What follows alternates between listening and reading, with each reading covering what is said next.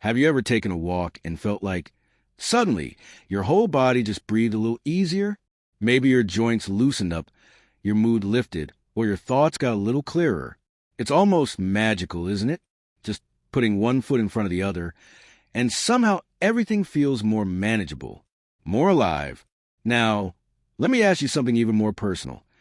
Have you ever wondered if there's a best time to walk, like a time that could make those simple steps even more powerful? That's what we're diving into today. Because walking isn't just exercise, it's medicine.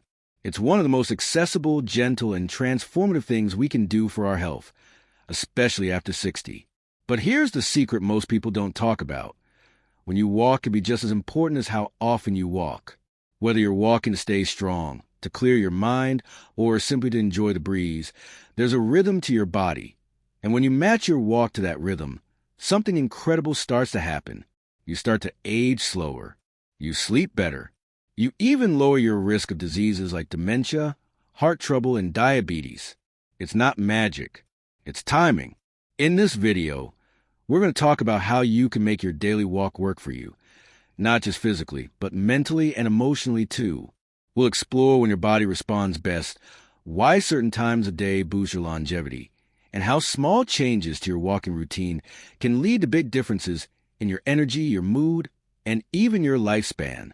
Let's start with what might be the most underestimated time of day, early morning.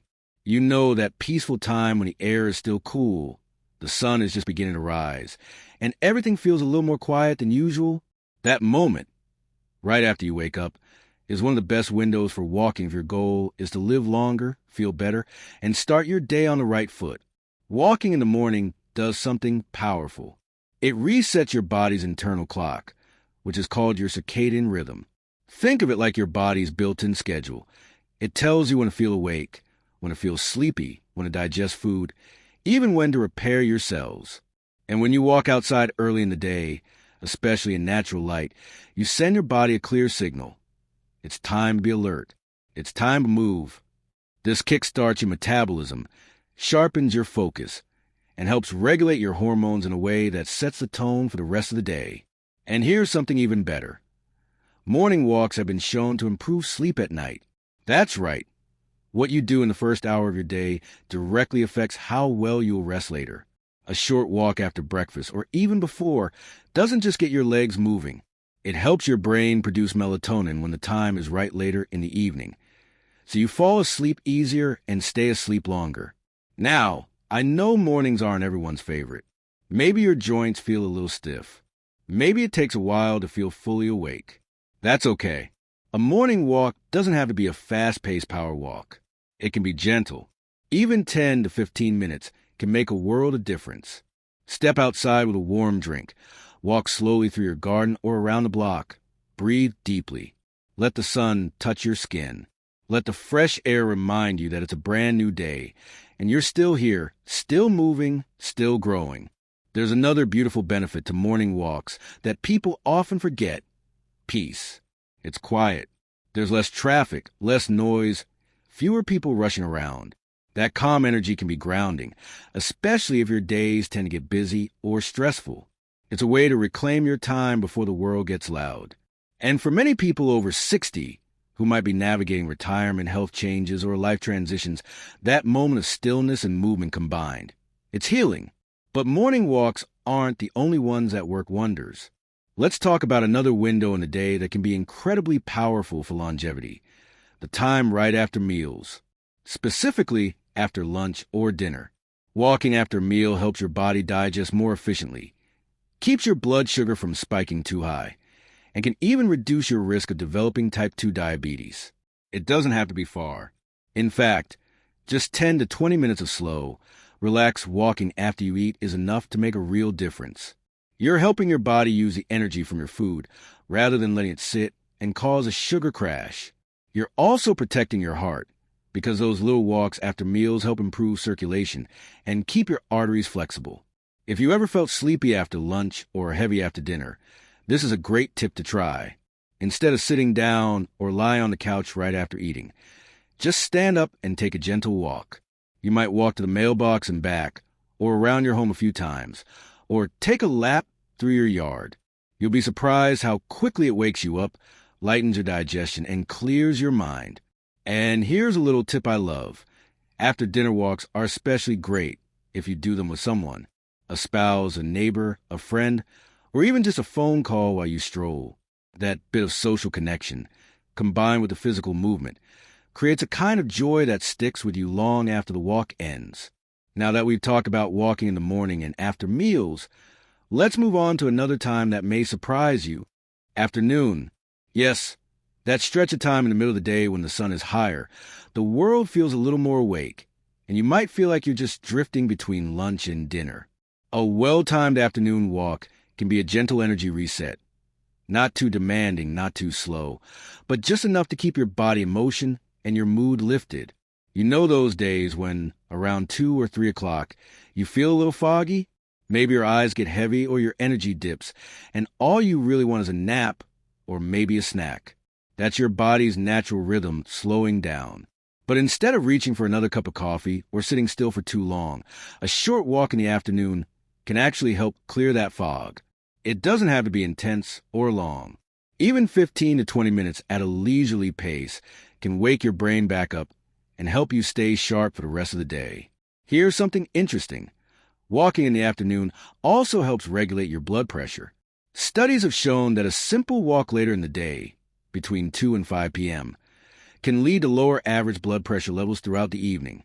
And since high blood pressure is one of the biggest risk factors for stroke and heart disease, this small habit can add up to a big one over time. Now, some folks worry about the heat, especially in the summer. That's a fair concern. If it's hot where you live, stay safe by choosing shady paths, wearing a hat, and bringing water with you. Or take your walk indoors. A quiet stroll through a shopping center or even around your house still counts. What matters most is consistency. Your body doesn't care whether you're walking by the beach or in your living room. It just needs movement. Another thing I love about afternoon walks is that they often bring a kind of quiet reflection. By that point in the day, you've already lived through a lot. Maybe you've handled errands, made phone calls, cooked meals. Maybe you've dealt with a tough moment. Taking a few minutes to step outside, breathe in, and stretch your legs helps clear out whatever's weighing on you. It gives your mind space to process, let go, and reset. And speaking of letting go, there's something very special about walking during golden hour. That's the time just before sunset, when the sky glows a little softer and everything feels a bit more peaceful. For many people, this is the most relaxing time to walk. Not only is it cooler, but the light is gentler on your eyes, the streets are quieter, and the day is winding down. Golden hour walks are particularly helpful for emotional well-being. If you had a stressful or lonely day, just being outside during that hour can soothe your nervous system. You might notice the birds settling in for the night, or the breeze picking up, or the light hitting the trees in a way that feels almost magical. These small details matter. They ground you. They remind you that life is beautiful, even in its simplest forms. And here's the beautiful part. When you walk during golden hour, you're also helping prepare your body for better rest later. Just like morning light helps set your body's rhythm, evening light helps wind it down. Your brain starts to produce signals that it's time to slow, to prepare for sleep, and to release any tension you've been carrying. Now, if you're someone who doesn't sleep well at night, maybe you toss and turn or you wake up too early, this kind of evening walk can be a gentle way to tell your body, it's okay now, you've done enough. Let's rest. Of course, not every day will be perfect. Maybe you'll miss your morning walk. Maybe it rains in the afternoon. Maybe your energy is low in the evening. That's all right. The point isn't perfection. It's consistency. The real gift comes from creating a rhythm that supports your body and your spirit, no matter how small the steps. Let me tell you about a woman I met at a wellness event last year. Her name was Maria, and she was 72. She shared that for most of her life, she thought walking didn't count as exercise. She thought it had to be hard, fast, or sweaty to matter. But a few years ago, she started walking every day around 6 p.m., just 20 minutes around her neighborhood. And she said it changed everything. Her knees stopped aching. Her anxiety softened. She started sleeping through the night for the first time in a decade. And her doctor actually reduced some of her medication because her blood pressure came down so much.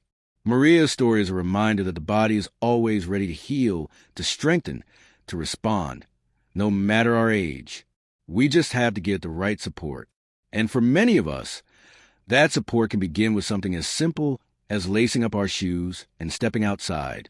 Now, maybe you're wondering, is there a best time out of all these options? Morning, after meals, afternoon, evening. What's the golden answer? Well, here's the truth.